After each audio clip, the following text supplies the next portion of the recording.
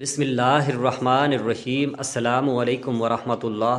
محترم ناظرین، حدیث شریف ابن ماجہ میں حضرت محمد صلی اللہ علیہ وآلہ وسلم نے مبارک ارشاد فرمایا، دو بہنوں کو ایک کپڑے میں اور دو بھائیوں کو ایک جگہ پر، دو بہنوں کو ایک بستر پر سونے سے کیوں منع فرمایا، اور ساتھ ہی ساتھ سونے کے آداب بھی بیان کریں گے۔ تو لہٰذا دین کے حوالے سے معلوماتی ویڈیو کو آخر تک ضرور دیکھیں۔ شکریہ۔ محترم ناظرین، رسول پاک صلی اللہ علیہ وآلہ وسلم نے زندگی کے ہر پہلو میں ہماری رہنمائی فرمائی ہے۔ آپ صلی اللہ علیہ وآلہ وسلم نے محرم بھی بتا دیے اور نامحرم بھی بتا دیے، اور جو محرم رشتہ ہے وہ کتنا پاکیزہ ہے، اور غیر محرموں سے پردہ کو واجب قرار دیا۔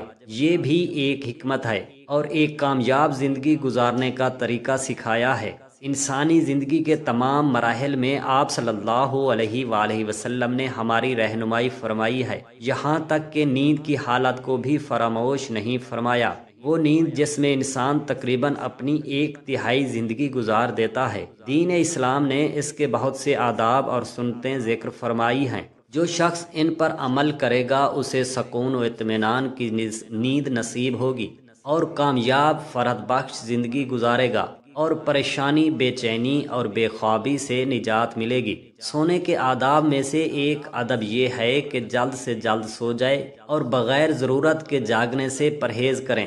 حضرت ابو برزہ اسلم رضی اللہ تعالی عنہ سے روایت ہے کہ رسول خدا صلی اللہ علیہ وآلہ وسلم عشاء سے قبل سونے کو اور عشاء کے بعد گفتگو کرنے کو ناپسند فرماتے تھے۔ سونے کا دوسرا ادب یہ ہے کہ انسان دائیں کروٹ پر سوئے، کیونکہ نبی پاک صلی اللہ علیہ وآلہ وسلم دائیں کروٹ پر سویا کرتے تھے، اور آپ کا حکم بھی ہے۔ حضور اقدس صلی اللہ علیہ وآلہ وسلم نے ارشاد فرمایا ہے، حضرت براء بن عازب رضی اللہ تعالی عنہ فرماتے ہیں کہ نبی کریم صلی اللہ علیہ وآلہ وسلم دائیں کروٹ پر لیٹا کرتے تھے، اور حضرت براء بن عازب رضی اللہ تعالی عنہ کو بھی نبی پاک صلی اللہ علیہ وآلہ وسلم نے دائیں کروٹ پر ہی لیٹنے کا حکم فرمایا ہے۔ دائیں کروٹ پر لیٹنا ہی افضل ہے، خواہ قبلہ کی طرف منہ ہو جائے یا پیٹ، یا قبلہ دائیں ہو یا بائیں، دائیں کروٹ پر ہی لیٹنا چاہیے کہ نبی پاک صلی اللہ علیہ وسلم نے حکم ارشاد فرمایا ہے۔ تیسرا ادب یہ ہے کہ انسان لیٹتے وقت دائیں ہاتھ کو دائیں رخسار کے نیچے رکھ لے۔ حضرت ابو ہریرہ رضی اللہ عنہ سے روایت ہے، انہوں نے بیان کیا کہ حضور پاک صلی اللہ علیہ وسلم نے فرمایا ہے کہ جب تم میں سے کوئی شخص اپنے بستر پر آ جائے تو اپنا بستر جھاڑے، اس لیے کہ وہ نہیں جانتا کہ کیا چیز اس میں داخل ہو گئی ہے۔ سونے سے پہلے ہاتھ اور منہ میں گوشت یا چربی وغیرہ کا اثر یا مہک ہو تو اس کو دھو لینا چاہیے۔ رسول خدا صلی اللہ علیہ وآلہ وسلم نے فرمایا، جس کے ہاتھ میں گوشت یا چربی کی مہک یا اس کا اثر موجود ہو اور اسے دھوئے بغیر سو گیا، پھر اسے کوئی مصیبت پہنچی تو وہ آپ اپنے کو ہی ملامت کرے۔ سونے سے قبل کھانے پینے کے برتنوں کو ڈھانپنا چاہیے۔ سونے سے قبل کھانے پینے کے برتنوں کو بسم اللہ کہہ کر ڈھانپے۔ اگر کوئی چیز نہ ملے تو کم سے کم ایک لکڑی ہی صحیح بسم اللہ کہہ کر ان پر رکھ دے، اس لیے کہ شیطان بند دروازوں کو اور ڈھکے ہوئے برتنوں کو نہیں کھولتا۔ سونے سے پہلے آگ اور چراغ بجھا دیا کرے۔ حضرت جابر بن عبداللہ رضی اللہ تعالی عنہ سے روایت ہے کہ رسول خدا صلی اللہ علیہ وآلہ وسلم نے فرمایا کہ رات میں جب تم سونے جاؤ تو چراغ بجھا دو اور دروازے بند کر دو۔ حضرت عبداللہ ابن عمر رضی اللہ تعالی عنہ کہتے ہیں کہ نبی پاک صلی اللہ علیہ وآلہ وسلم نے فرمایا، سوتے وقت اپنے گھروں میں آگ کو جلتے ہوئے نہ چھوڑو۔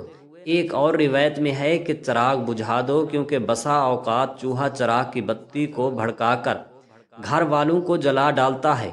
ایسی چھت پر سونا منع ہے جس کے اطراف کوئی آڑ نہ ہو جو گرنے پڑنے سے روک سکے۔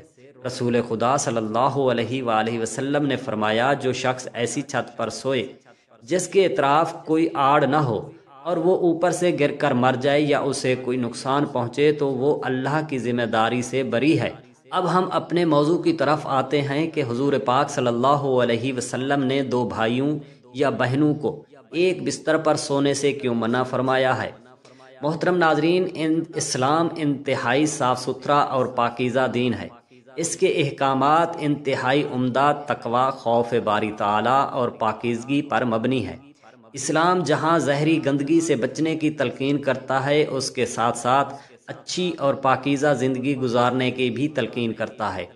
دین اسلام ایسے انتظامات مسلم معاشرے کو دیتا ہے جس سے ہم فرد کی روحانی تربیت بھی ہوتی ہے۔ اسلام میں والدین کے لیے جہاں انہیں خود گناہ کے کاموں سے بچنے کی تلقین کی ہے، وہاں پر اپنی اولاد پر بھی نظر رکھنے کا حکم فرمایا ہے کہ نبی پاک صلی اللہ علیہ وآلہ وسلم نے ارشاد فرمایا، جب تمہارے بچے 7 سال کے ہو جائیں تو انہیں نماز پڑھنے کا حکم دے، اور جب 10 سال کی عمر ہو جائے تو انہیں نماز نہ پڑھنے پر مارے اور سزا دے، اور ان کے بستروں کو الگ کر دے جب وہ 10 سال کی ہو جائے۔ محمود محمد رحمۃ اللہ علیہ حدیث ابو داؤد کی شرح میں لکھتے ہیں کہ ان کے بستر جدا جدا کر دو، اس کا مطلب یہ ہے کہ ان کے سونے کی جگہ الگ الگ بناؤ، اس لیے کہ جب وہ 10 سال کو پہنچتے ہیں تو بلوغت کی ادنا حد تک قریب ہو جاتے ہیں، ان کی شہوت زیادہ ہو جاتی ہے اور ان پر فساد و خرابی کا ڈر ہوتا ہے۔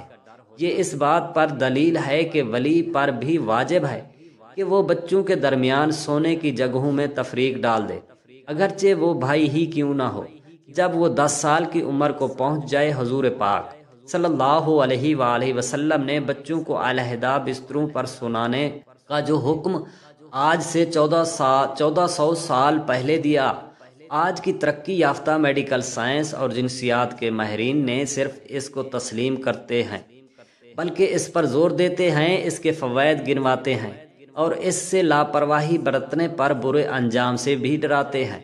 اپنے بچوں کو جنسیات سے آگاہ کرو، جس کو انجمن معائنہ اطفال امریکہ نے تیار کیا ہے، کہتے ہیں کہ ضروری ہے کہ بچوں کو ایک بستر پر نہ سونے دیا جائے، اور بہتر تو یہ ہے کہ انہیں ایک کمرے میں بھی نہ سلایا جائے، کیونکہ جو بچے متبادل ایک بستر پر سوتے ہیں ان کے اندر رگڑ اور جسمانی ملاپ کا مرض رونما ہوتا ہے، اور رفتہ رفتہ یہ بچے جنسی کھیل کھیلنے لگتے ہیں۔ سونے کے کمرے میں ماں باپ کے ساتھ ساتھ بچوں کا سونا بھی کسی صورت حکمت اور دانائی سے خالی نہیں ہے، کیونکہ بچے زہر سوئے ہوئے نظر آتے ہیں لیکن حقیقت میں وہ جاگتے ہوتے ہیں۔ 2-3 سال کے بچوں کا بھی عام طور پر یہی حال ہے۔ ایسے بچے اپنے ماں باپ کو جنسی ملاپ کی حالت میں بیدار ہوتے ہی دیکھ کر ڈر جاتے ہیں، اور اکثر ان کا برا حال ہوتا ہے۔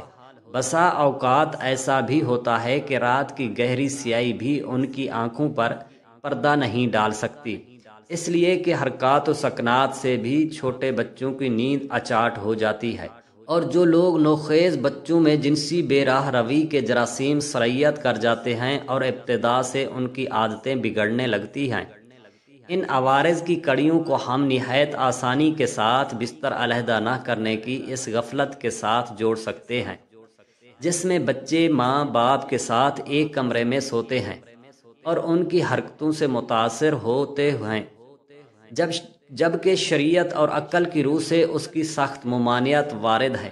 اس لیے ماں باپ کو اس سلسلے میں بڑی احتیاط اور سخت سے سخت ممانعت وارد ہے۔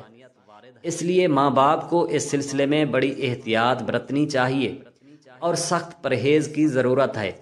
علامہ مناوی جامعہ صغیر کی شرح میں لکھتے ہیں کہ جب تمہاری اولاد 10 برس کی عمر کو پہنچ جائے تو ان کے وہ بستر جہاں وہ سوتے ہیں جدا جدا کر دو، شہوت کی مصیبتوں سے ڈرتے ہوئے، اگرچہ 2 بہنیں ہی کیوں نہ ہوں۔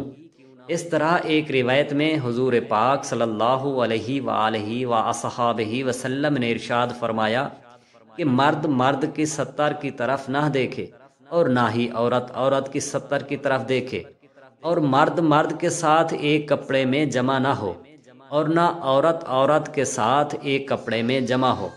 اس میں بھی یہ حکمت پیش نظر ہے کہ مرد و زن برائی سے محفوظ رہے اور اپنے آپ کو گناہوں سے بچائے رکھے، کیونکہ جب خلوت اور ایک ہی بستر میں انہیں سونے کی جگہ ملے تو شیطانیت کا دروازہ کھلنے میں دیر نہیں لگتی۔ شریعت اسلامیہ نے اس دروازے کو بند کرنے کے لیے یہ تعلیم دی ہے کہ 10 سال جو شعوری عمر کی ابتدا ہوتی ہے، اس سے ہی پابندی عائد کر دی جائے تاکہ برائی کے راستے مسدود ہو جائیں، یعنی بند ہو جائیں۔ اس لیے ماں باپ کو اس بات کی طرف خصوصی توجہ دینی چاہیے اور اپنے بچوں کو اسلامی تعلیمات سے ہمکنار کرنے کے لیے پوری محنت اور تگ و دو سے کام لینا چاہیے تاکہ ہمارے بچے دین اسلام کی طرز اور بتائی گئی سونے کے آداب پر عمل پیرا ہوں اور طرز دین اسلام پر زندگی گزارنے کے آدابوں پر عمل کرتے ہوئے ہمارے نبی پاک صلی اللہ علیہ وآلہ وسلم کی شریعت پر عمل کر سکیں۔ ہماری اللہ تعالیٰ سے عاجزانہ دعا ہے ہماری تمام بہنیں بیٹیوں کی عزت اور گھر اللہ تعالیٰ اپنے حفظ و امان میں رکھے اور بہترین زندگی گزارنے کا سلیقہ عطا فرمائے، آمین یا رب العالمین۔ جزاک اللہ خیرا کثیرا۔